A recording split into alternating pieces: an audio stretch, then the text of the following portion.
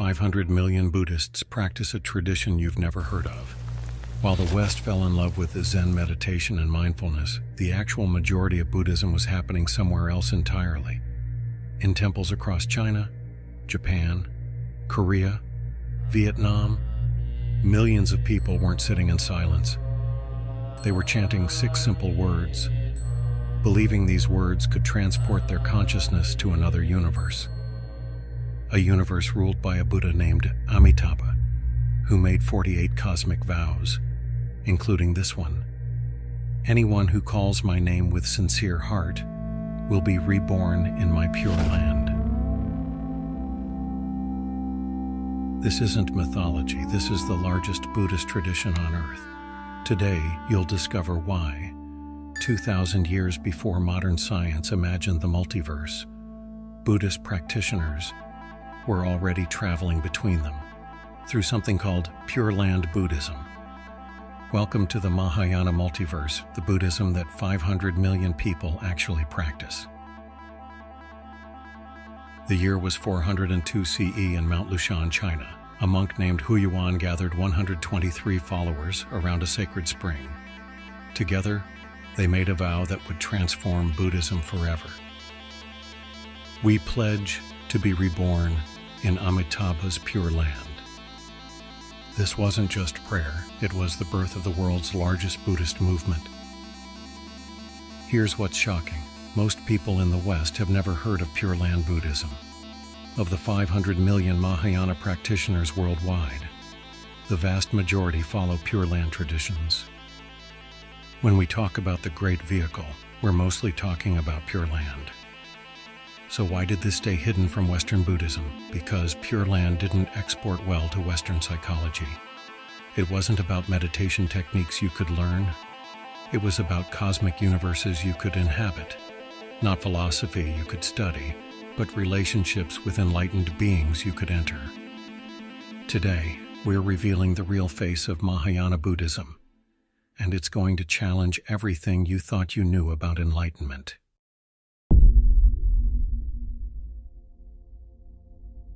Picture this. In Japan, the vast majority of Buddhist temples practice some form of Pure Land Buddhism. We're talking about overwhelming dominance, not a minority tradition.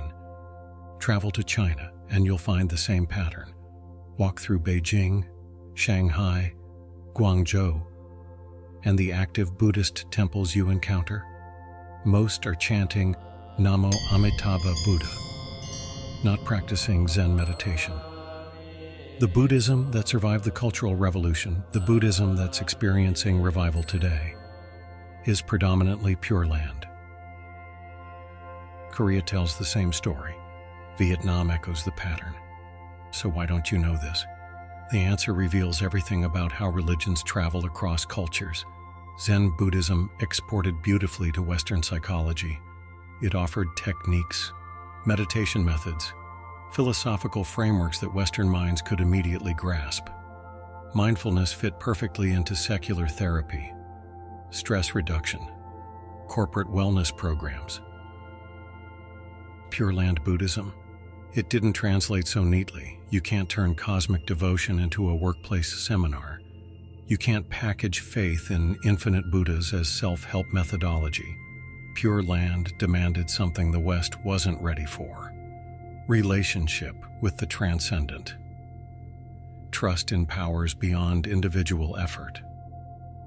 But here's the truth that numbers don't lie about. The Buddhism you learned about in books, the meditation retreats you attended, the mindfulness apps you downloaded, represent maybe 5% of actual Buddhist practice worldwide.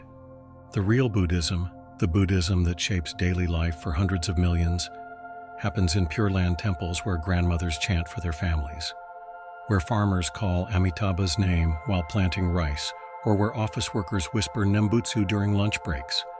This isn't alternative Buddhism. This is Buddhism as most Buddhists actually live it.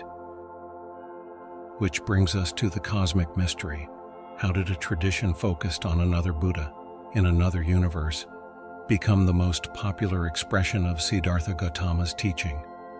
Here's what changes everything. Siddhartha Gautama, the historical Buddha we call Shakyamuni, didn't just teach about his own enlightenment. He taught about infinite Buddhas throughout countless realms. The very sutras he gave us describe cosmic networks of enlightened beings working together across space and time. Pure Land isn't a departure from the Buddha's teaching, it's the fulfillment of his cosmic vision. The answer requires us to meet the most ambitious bodhisattva in cosmic history.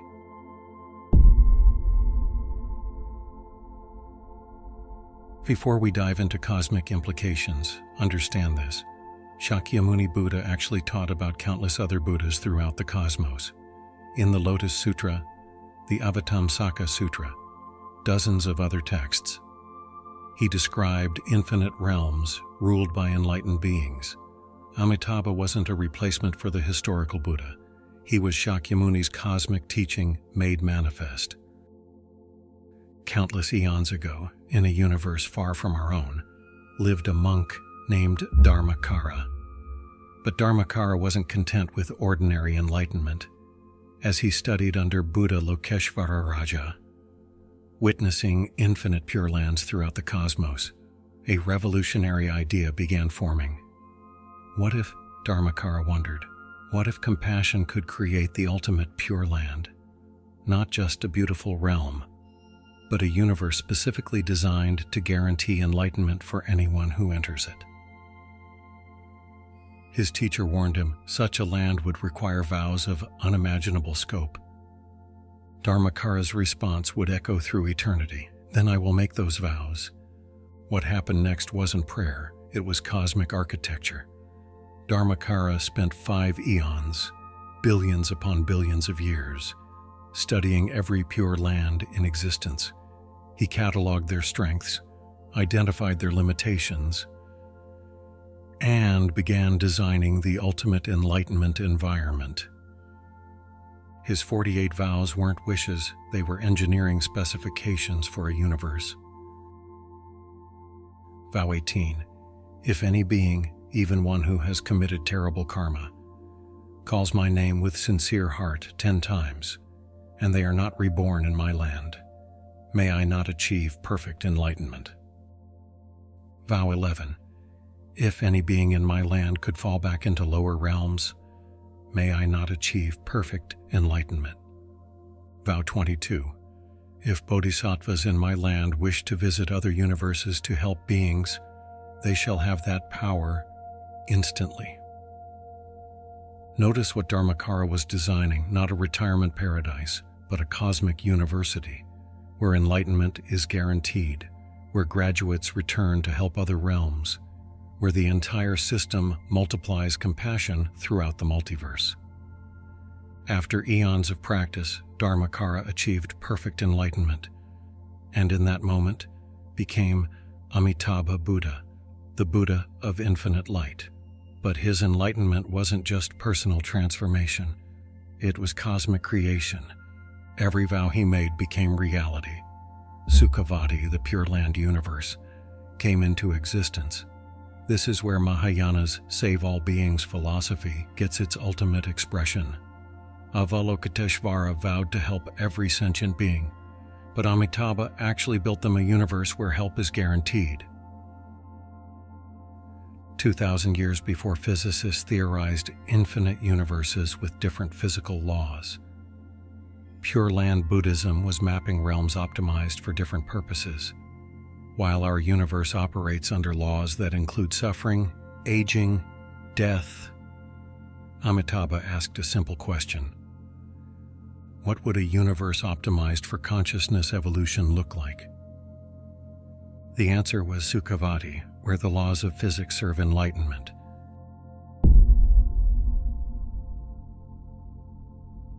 Let me take you on a tour of a universe designed by enlightened compassion.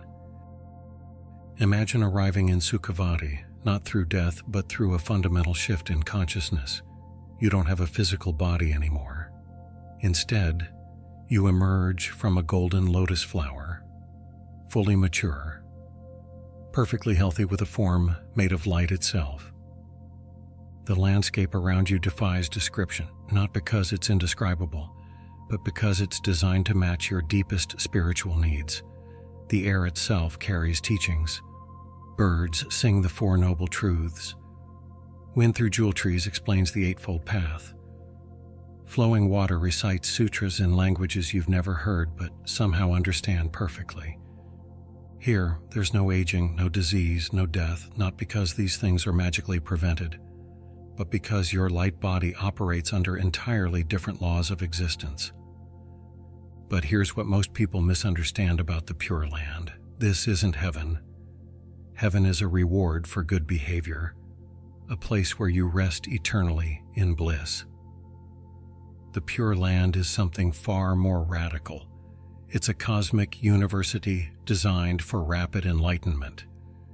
Every being in Sukhavati is a student, progressing through stages of realization, learning directly from Amitabha Buddha and an infinite faculty of bodhisattvas. The curriculum: understanding emptiness, developing perfect compassion, mastering the skills needed to help other universes. You don't retire here, you train here. The goal isn't eternal residence, it's graduation. And graduation means returning to realms of suffering, equipped with cosmic wisdom and unlimited compassion to guide other beings toward their own enlightenment. Ultimate paradise with the goal of leaving it, perfect peace with the mission of ending others' suffering. This is the Mahayana paradox solved through cosmic engineering. But here's what makes this truly revolutionary. Getting to this cosmic university requires no special qualifications, no meditation mastery, no philosophical sophistication, no monastic training, no gender requirements, no social status, no perfect moral record. The admission requirement: sincere trust in Amitabha's compassion and genuine desire to help other beings achieve enlightenment. That's it. A farmer calling Namo Amitabha Buddha while planting rice has the same access as a scholar who's memorized every sutra. This is Mahayana democracy in its purest form. Enlightenment for everyone, regardless of circumstance, education, or ability.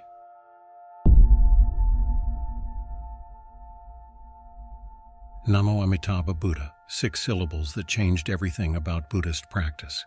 In Sanskrit, Namo Amitabhaya Buddhaya. In Chinese, Namo Amituofo. In Japanese, Namo Nembutsu. Same meaning, same revolutionary power.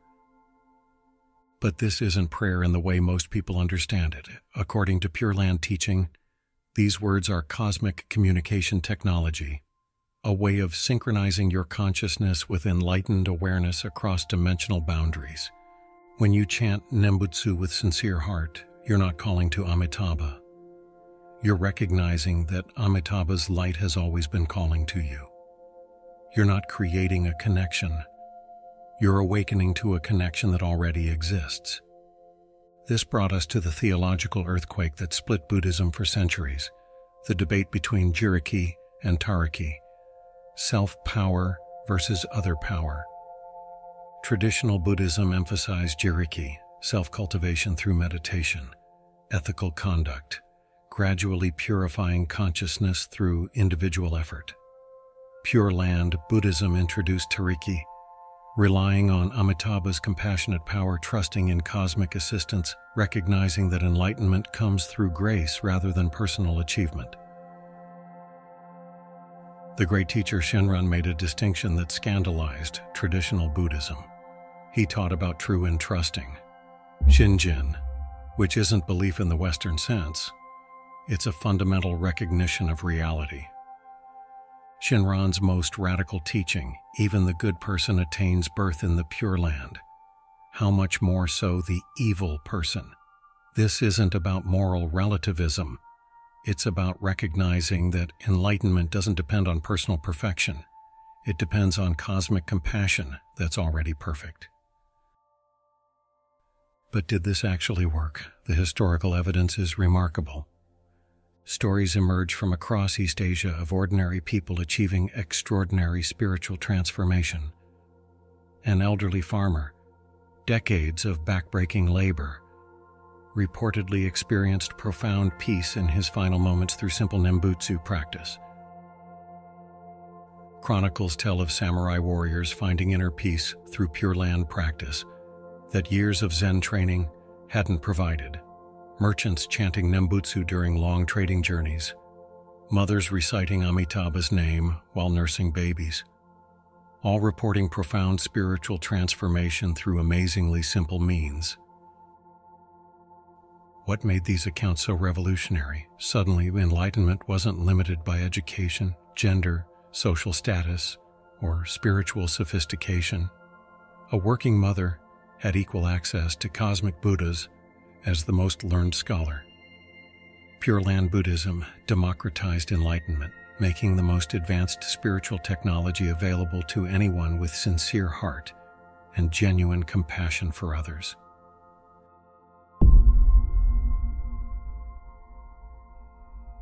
When Pure Land Buddhism swept across East Asia, it didn't just change religious practice, it transformed entire civilizations. Walk through any major museum with Asian art collections, and you'll see the evidence everywhere. Chinese scroll paintings depicting Amitabha's Western paradise, Japanese woodblock prints showing ordinary people ascending to the Pure Land, Korean temple murals illustrating cosmic Buddhas welcoming all beings regardless of status. This wasn't just religious art. It was social revolution expressed through imagery. The real revolution was social. Pure Land Buddhism shattered the spiritual glass ceiling that had limited enlightenment to educated male monastics. Women suddenly had equal access to the highest spiritual achievements. Working people could practice while farming, trading, governing, raising families. No monastery required. No withdrawal from social responsibilities. No choice between spiritual development and practical life. This was Buddhism adapting to human reality rather than demanding humans adapt to monastic ideals.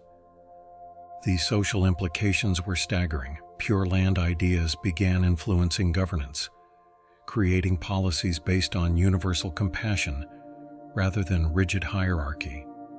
Educational systems expanded, no longer limited to elite classes, because Pure Land taught that everyone possessed Buddha nature worthy of development. Pure Land Buddhism didn't just save souls, it transformed societies, creating the philosophical foundation for more compassionate civilization. But this democratic revolution created massive controversy that continues today. Orthodox Buddhist scholars accused Pure Land of dumbing down the Dharma, turning sophisticated spiritual technology into simple faith. Pure Land masters responded with devastating theological precision. We're not making Buddhism easier. We're revealing Buddhism's ultimate teaching. Enlightenment isn't earned through personal effort. It's recognized through cosmic grace. The debate revealed a fundamental tension between academic Buddhism and lived Buddhism, between Buddhism as philosophy and Buddhism as transformative practice. Meanwhile, millions of practitioners across Asia continue experiencing the profound transformation that Pure Land practice provides, regardless of academic approval.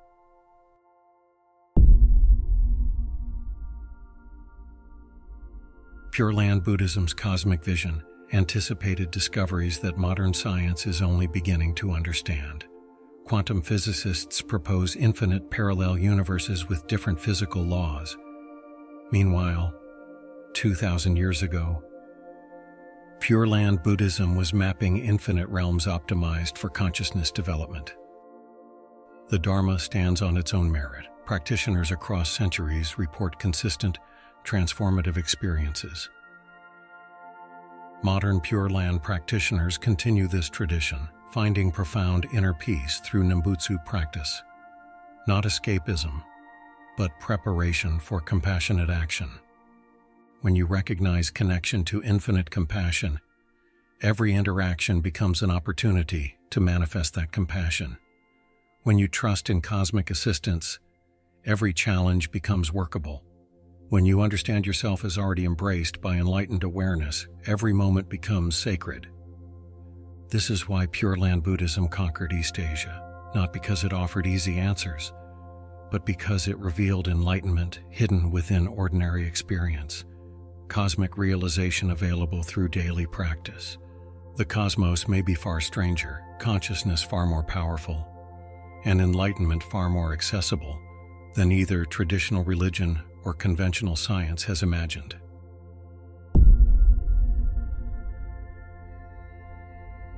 We started this journey with Mahayana as the great vehicle. Now you know what it's actually carrying, not just philosophical concepts about compassion, but a cosmic transportation system designed to carry all beings to enlightenment. Pure Land Buddhism isn't alternative Mahayana. It is Mahayana for most practitioners worldwide. When we talk about the great vehicle, we're mostly talking about Amitabha's infinite compassion made practical. And none of this contradicts Siddhartha Gautama's original teachings. The historical Buddha didn't just invite us to meditate. He opened the door to an infinite Dharma, revealing cosmic networks of enlightened beings like Amitabha working across all realms. When Shakyamuni spoke of countless Buddhas in countless worlds, this wasn't metaphor. This was the multiverse map he was giving us. Pure Land Buddhism doesn't replace the Buddha's path, it completes his cosmic teaching. The Four Noble Truths, the Eightfold Path, the liberation Siddhartha achieved under the Bodhi tree. All of this finds its ultimate expression in Amitabha's universe where suffering ends and wisdom flourishes. Individual liberation from Theravada, infinite compassion from Mahayana, rapid transformation from Vajrayana, all synthesized in Pure Land practice. You achieve personal enlightenment through cosmic compassion via immediate transformation in a single integrated path.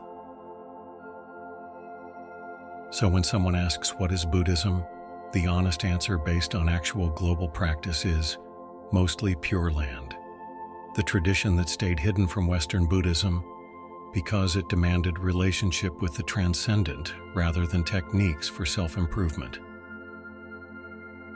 The Buddhism of grandmothers chanting for their families, farmers calling cosmic Buddhas while planting rice, children learning that enlightenment is their birthright rather than their distant goal. Now you know what 500 million Buddhists actually live and experience as a transformative reality. But here's the real miracle. It's not that Amitabha created a universe for enlightenment. It's that he made it available to a rice farmer with calloused hands, a nursing mother whispering prayers, a teenager discovering 6 simple words can connect them to infinite compassion. The cosmic meets the ordinary, the infinite embraces the everyday. And enlightenment. Enlightenment becomes as accessible as breathing. But we've only scratched the surface of the Buddhist multiverse. Amitabha rules just one pure land among infinite enlightened realms. Medicine Buddha governs a universe dedicated to healing all forms of suffering. Akshobhya Buddha created a reality where anger transforms instantly into wisdom. Next time, we'll explore the other cosmic Buddhas ruling infinite realms and discover why the Buddhist multiverse might be the most sophisticated spiritual technology ever developed. And Pure Land shows the infinite might already be here. If this shattered your assumptions about Buddhism, you're not alone. Most people had no idea Pure Land even existed, let alone that it's the world's most practiced Buddhist tradition. Subscribe to discover more hidden depths of the world's wisdom traditions. And let me know in the comment, which surprised you more? The cosmic scope of Pure Land, or the fact that most Buddhists follow it? If you want to continue this journey, check out our previous video on Buddhism's 3 schools, the foundation that makes Pure Land's story possible. Until next time, stay curious about the infinite.